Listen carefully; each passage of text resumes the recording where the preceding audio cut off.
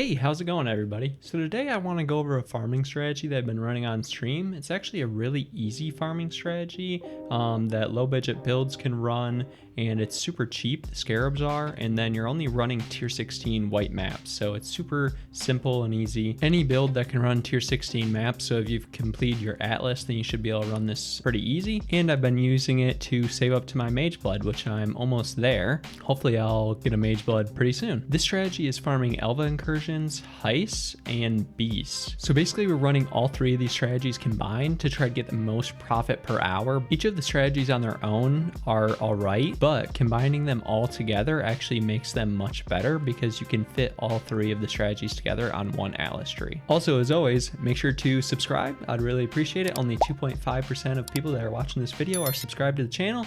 We're trying to get to 1,000 before the end of the year. Right now we're a little over 700. I appreciate the support, and let's get into the video. All right, let's go over the farming strategy. So for Scarabs, first things first, we have these 5 Scarabs, actually 4 Scarabs because we're using 2 of these. So we have the Bestiary Scarab of Herd. So this just adds 5 additional red beasts into the area. So we do that twice, so that's 10 additional red beasts. And then we have the Timeline Scarab, which I'll explain a little bit later on. And then we have the Duplicating, so that creates a copy of all beasts captured in the area. So if you capture a beast, you get 2 instead of 1. Then we have the Kalguuran Scarab, which just adds an additional ore deposit. The reason we have ore deposits in this is because we're kind of farming lost shipments as well, just for that small chance that maybe we get a Svalin. And now we can go into the Atlas of this. So this Atlas is very similar to the Atlas that was ran last league. I did make some changes. I originally got this Atlas from X, the Farmer X. He kind of ran this strategy last league, and that's where I got it from. I did make some changes because some things have changed, obviously, from last league. The most notable change is we're not going with Nico nodes this league because Nico can no longer give you Azurite from running him in maps. When you grab those little ore nodes and stuff, last league, there was a node on the tree that could give you a chance to turn those into Azurite, and then you could just buy resonators and sell those resonators. So it was a nice little, additive currency. But now it no longer has that. So the only reason we would run Nico is maybe for the intoxication down here. It's a lot of Atlas points to go all the way up here just to grab that. So you could do it. You could take out some of these nodes, like maybe Scarabs. If you don't care about farming some Scarabs, you could take them out and then move your way over here just to be able to run the maps faster possibly. But the basic gist of this tree is we're taking all the beast nodes to get as many beasts as we possibly can, and then also these nodes up here give us more chances of the better beasts, the ones from the deep and the wilds, and then also the less common varieties here. Next, we're taking Settlers of Kalguuran nodes. This is just to get more ore deposits in the map, and then also here 6% chance for ore deposits in your maps to be replaced by lost shipments.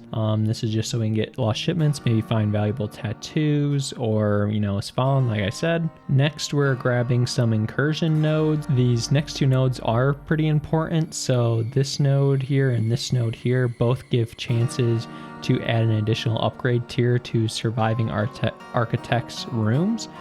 This just upgrades other architects as you go along. As you're upgrading them, they'll make more sense in a little bit. And then we also grab some heist nodes. So here's some heists, and then we also grab these heist nodes down. And then we go up here and grab all these nodes because it gives us an additional chance to drop some blueprints and to have the blueprints be fully revealed. So that's really important because fully revealed blueprints sell for a lot more. So after that, we have a lot of points left over.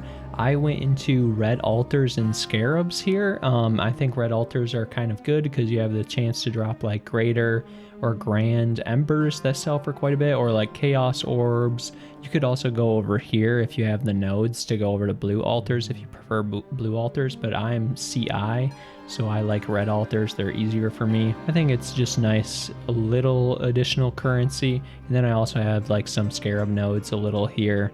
You could path more into Scarabs and do like up here and then get the ambush Scarabs since those are really valuable. And then I also have the memory influence maps, so maybe we'll get lucky, drop a few of those. But that is really all for the Atlas. It really leaves you a lot of room for flexibility, and if you don't have a lot of points, you don't have to use all of these. You can take out some of the Scarab nodes, or you can take out red altars. That'll save you a bunch of points. You can go into Nico if you want, or other places. It's really up to you. This is what I ran for the 50 maps. So for the 50 maps, I just ran normal dunes maps. I didn't even elk them or anything because you don't really need to. All the stuff that we're doing isn't based off of any of the modifiers on the map. So the next thing I need to go over is Alva. When you're doing the incursions, it can be a little complicated and hard to understand at first, but once you understand it, then it's really simple. So I have Alva in my hideout. If you don't, then you just need to complete one incursion and then you can place her in your hideout just by going down here, going to your decorations and then searching Alva, and then you can just click and place her in your hideout. But if we click on her, hit view temple. So this is a brand new temple. Every temple when it starts has 12 incursions remaining. Now what we're looking for in this temple is a corruption chamber or a gem cutter's workshop.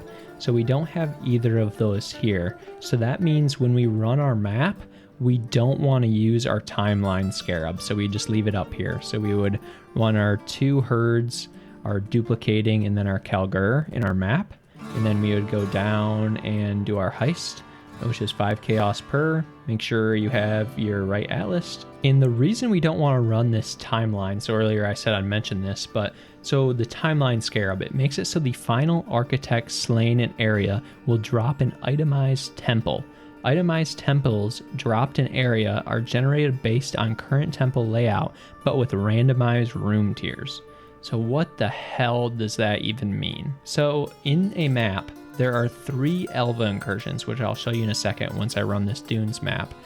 But basically, after you run all 3 of those incursions, the rooms that are connected to your entrance, so it'd be these rooms, they will drop as a little item called a Chronicle of Exile. I think that's how you say it. So it's one of these little guys. So if you look at it, it says open rooms. So those are rooms that are connected here in the temple to your entrance. That's a very important part. So before you use the timeline scarab here, you want to make sure that one of those, either the corruption chamber or the gem cutter's workshop, is in this map and connected to your entrance. This is because the timeline scarab is a little more expensive than the rest. It's about 9 chaos, and none of the chronicles other than the corruption chamber and the gem cutter's workshop are worth anything. They're all worth only 1 chaos, so it's not worth it to waste a timeline scarab. So basically what we're going to do is we're going to run some maps until we get that corruption chamber or gem cutter's workshop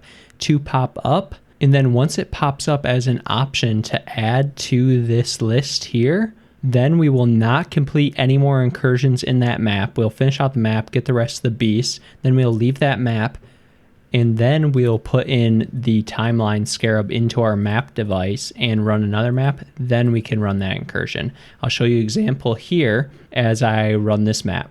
So we have a dunes map here, which I'm just going to run as an example. We're going to want to grab these altars just because they increase, ground loot. And then, of course, you want to kill all the beasts. I just kill every single beast in the map. If your build is a little different than mine and you can actually see your screen, with my build, I can't see my screen, so I can't identify the beasts, which ones are good and which ones are bad. So I just kill all of them because I have enough damage. But if you want to, you can try to identify only the good beasts and only kill those so you don't fill up your menagerie. And also that smuggler's cache, we got a blueprint from, we got some rogue markers, and we got a contract. I just pick up every single one and then I filter through them at the end. So we have our first Alva incursion here. So we go up to Alva, hit continue. Okay, so this is a great example here. I got pretty lucky. So if we look here, what does all this mean? It's kind of confusing. Typically we default to always taking out the architects. So in the incursion, there's 2 architects. There's the bottom left one and then the top right one. Normally we default to taking out the top right one because that typically will upgrade the room. This one is kill to change to strongbox, but sometimes it'll say kill to upgrade. So it would upgrade this tombs to the next level, which tombs doesn't have any levels. But we always check both options because you might get something like this, which just says kill to change to gem cutter's workshop. Gem cutter's workshop is one of the options that we want, either that or corruption chamber. We actually don't want to enter this incursion right now because this Gem Cutter's Workshop is worth something if we drop a Chronicle. So we're not going to run any incursions the rest of the map because we want to get a drop from this Gem Cutter's Workshop, and we don't want to waste any of our incursions remaining. So we're going to ignore the incursions, go throughout the map. You can do ores, but I don't think it's really worth to do the ores because it adds some time into your maps. And I think it's just more valuable to try to run as many of these heist lockers, kill as many of these beasts as you can, and do as many of incursions as you can as fast as possible. And also another option that you could do is you could only farm the incursions. That is viable. Maybe do like only incursion and the heist lockers. Just because, you know, the beasts can take some time, but the beasts do add a good amount of currency. I'll go over at the end of the video how much currency I make from everything. And you can kind of make that decision on your own. So I'm just kind of going through here, killing all these yellow and red beasts, getting these red altars. You can boss rush, but I don't really care that much to boss rush. It might optimize your run a little bit, but it's whatever to me. I'm just worried about killing all the beasts. And we want to make sure to skip these incursions, like I said before. In a normal map where you didn't get either the Corruption Chamber or the Gem Cutter's Workshop, you would do those incursions until you got the Gem Cutter's Workshop or the Corruption Chamber. Also, a good way to know if you're almost done with the map, over on the right side, it'll tell you how many Alva incursions you have left and how many beasts you have left to collect. So we got the mission complete over here. Says for Alva incursions, we didn't complete it, but for Einhar, we got mission complete. So you can check around for more heist lockers throughout the rest of the map real quick. Just run through here, see if there's any heist lockers that we missed. Doesn't look like it, so we can go ahead and leave. So we got some items. I'm not going to include any of this stuff. This is one that I already grabbed from my inventory here.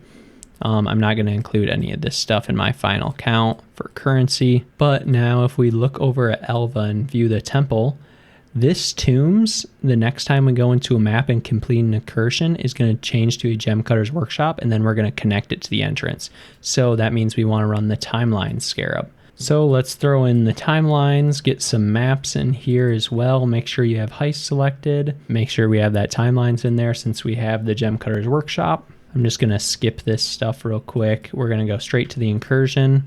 And so we have to kill this bottom architect to change it to a Gem Cutter's Workshop. So we're going to kill these guys as we wait for the portal to open. Now we need to go down. So in here, you'll see on the little map, the two little icons. We went to the bottom one to kill that architect. And also this little green, like octagon, or not octagon, like pentagon here. This is a stone of passage. So if we open this back up, the stone of passages are really important. So you need to collect the stone of passages because they help you connect to the entrance. So here, if we hover over where we need to connect to, so the tombs, we need to either connect directly to the entrance or to the Hall of Metal. So we can either, if you look up here, if we hover over either of these, it tells us which one we need to take the stone to. So either of these two, either this one or this one. You can also hover over these and it'll tell you which area to go to. So we'll probably just run to this one because it's the closest here. Sometimes you can drop 2 stones of passage, but I don't usually take the time to clear out this whole thing. The whole part of the strategy is try to be as fast as possible.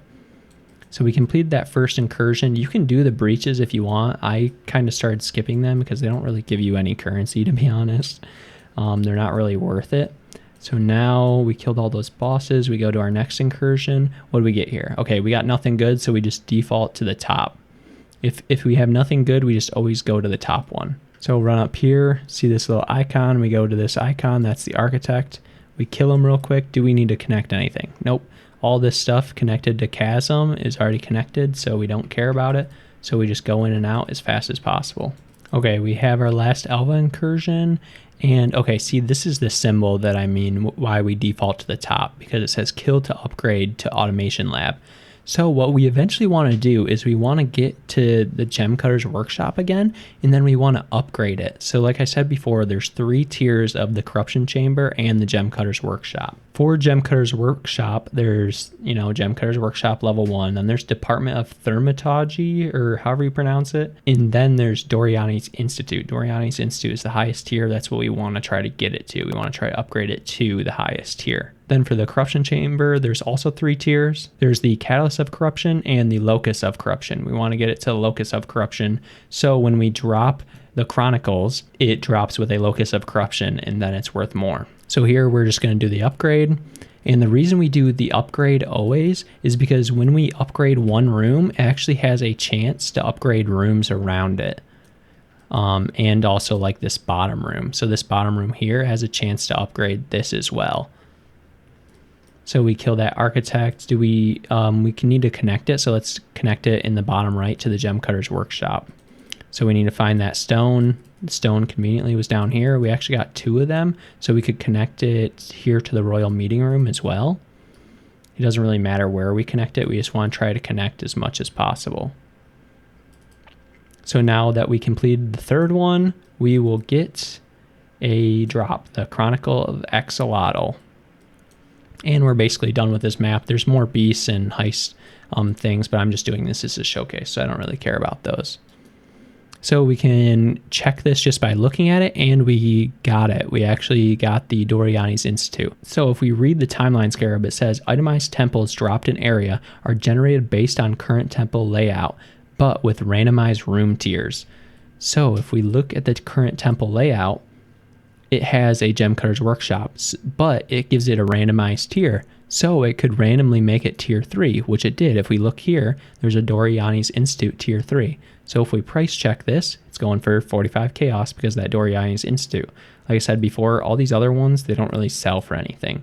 So that Doriani's Institute is 40 chaos. If we look in my stash here, and then look at all these that I farmed, the ones with the locus of corruption, which is the tier 3, sell for like 100 or like 110 chaos. And then the combination, Doriani's Institute and locus of corruption, these sell for a divine. So if I uncheck all these other trash ones, yep, they sell for a divine. So what we want to do is we want to keep running these maps until our temple has a gem cutter's workshop and a corruption chamber. And then we run through all the incursions with the timeline scarab in to drop these chronicles and hope that the chronicles hit with the tier 3 Doriani's Institute and the tier 3 locus of corruption. And then you can sell those. I really hope that makes sense. I know it is really complicated. If you have any questions, feel free to leave a comment in the description and I'll try to explain the best I can and help everybody. I try to respond to every single comment. But now that we've covered kind of the strategy and what you want to do as you're running a map, let's go over the cost of the maps. So we're just running these white maps. So, like dune maps, you can run on any layout you want, whatever you can run the fastest.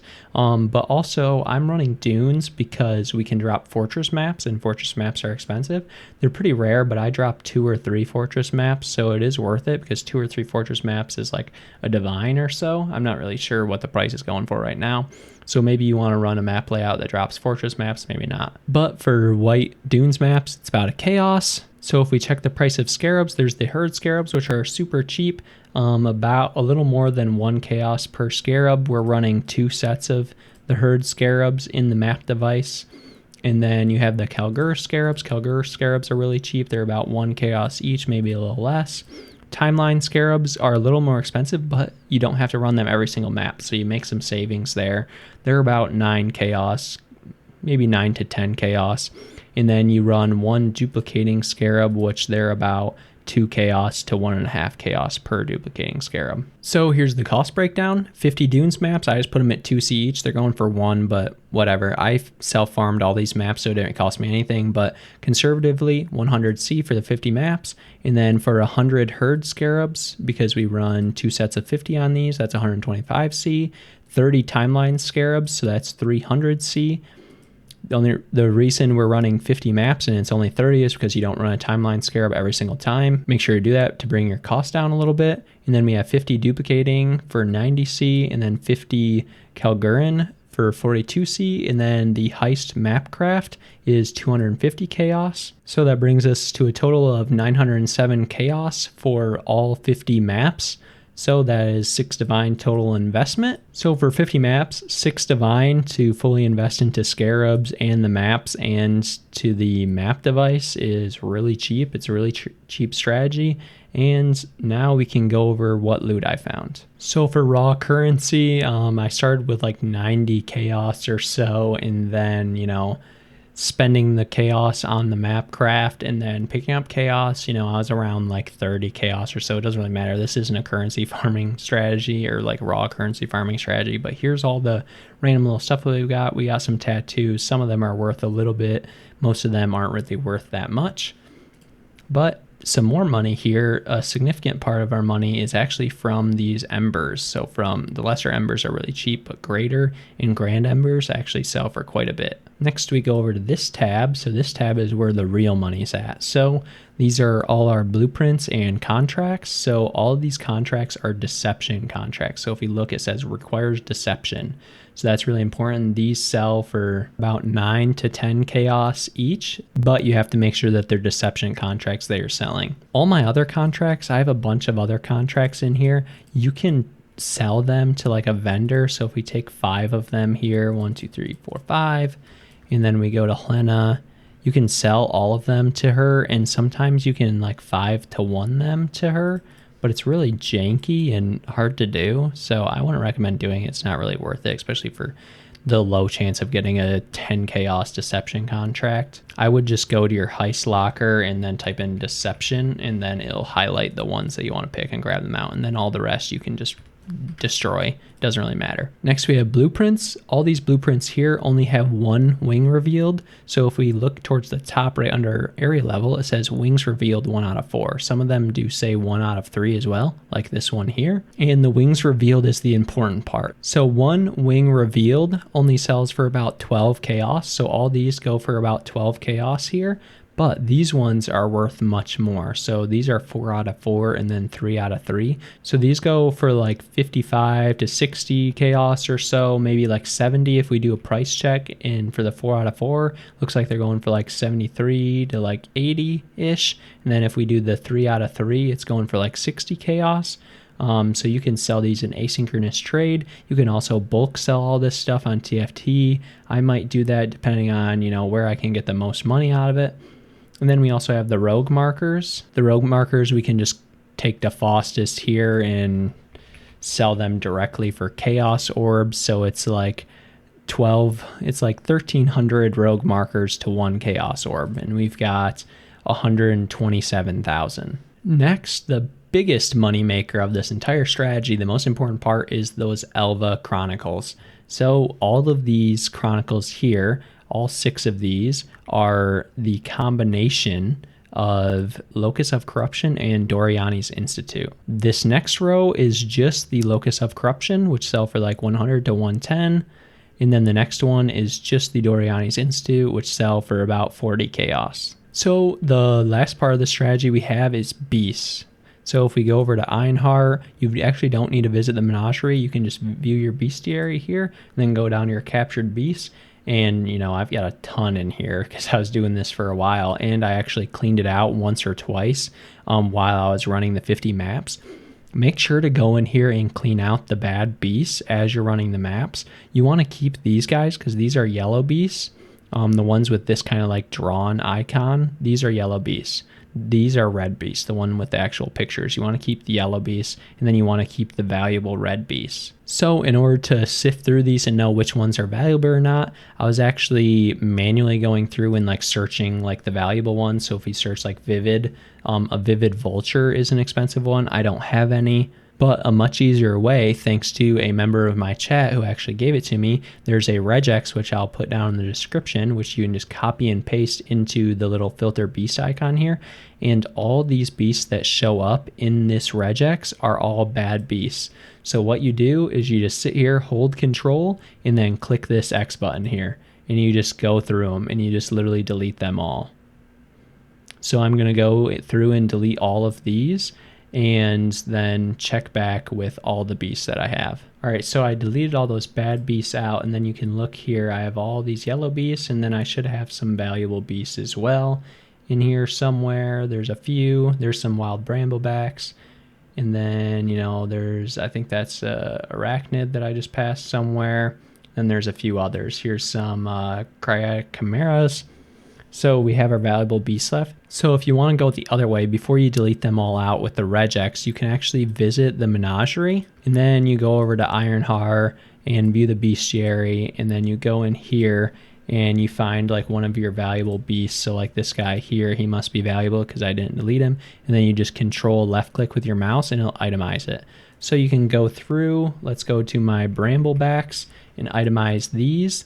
And so you know that you have itemized all your valuable beasts, then you can do that little regex here and then delete out all the bad beasts, you know, in case you're like paranoid that the regex might not work correctly. Also, along with the regex in the description, I'll have all the valuable beasts, and I'll have a link to poe.ninja, which will have a link to all the valuable beasts and how much they sell for. So here are all the valuable beasts that we got. We got some black morgans, we got some phenomenal plagued arachnids, we got vivid vultures, vivid watchers, we got cryatic chimeras, and we also got some wild bramblebacks. These are not all the valuable beasts. I just didn't get any of the other valuable beasts. Like I said, I'll have them listed in the description and a link to poe.ninja so you can look yourself which ones are selling and which ones aren't. Okay, now that we've gone over the costs and what loot we got, I'm going to go through and price all this loot and get a total. Okay, so we have the entire cost breakdown. I priced everything out.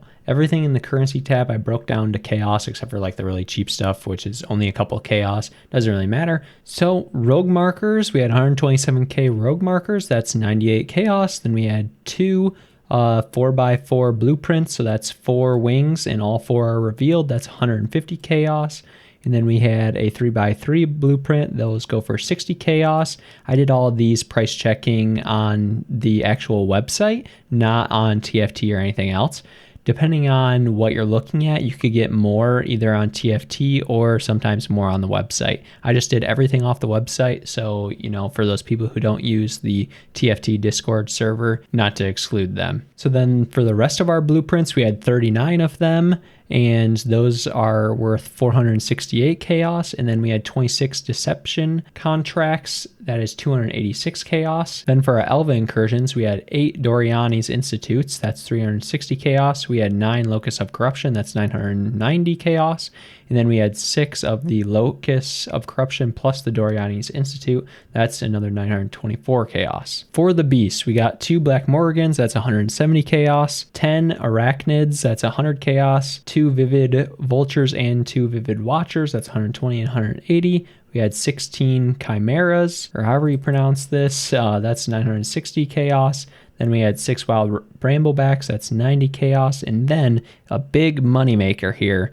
I got all the yellow beasts out and counted them, and we had 7 sets. So on TFT, you can sell 60 yellow beasts as a set, and those go for 1.5 divine. Sometimes you can sell them for 2, sometimes they go for less. Right now it's looking like it's 1.5 divine. So those 7 sets go for 1,617 chaos. So quite a lot. That was like the majority here. That's our biggest chunk out of everything, was just from the yellow beast that we got. So let's look at the totals down here. We got 6,930 chaos. And then if we subtract up here our cost, which is 907 chaos, that brings us to 6,023 chaos.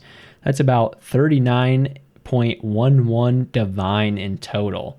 So I ran all 50 of these maps in about 3.5 hours. My total stream time on Sunday night was about 4 hours, but I spent some time talking. I spent some time doing some other stuff. I left my computer a couple times, you know, so I guesstimated around 3.5 hours it took me to run all these maps. You might be able to run 50 maps faster or slower than I can, but this just gives you a rough estimate to how many divines I made after 50 maps. And then if we take in the per hour account, which some people don't like, I mean, it's not really that good of an estimate because, you know, my build's kind of fast, but some people have a faster build, some people have a slower build. So I like that per map estimate, but per hour, it's about 11 divines per hour. So pretty good. It's better than the essence strategy. This is the divines per hour after we take out the cost.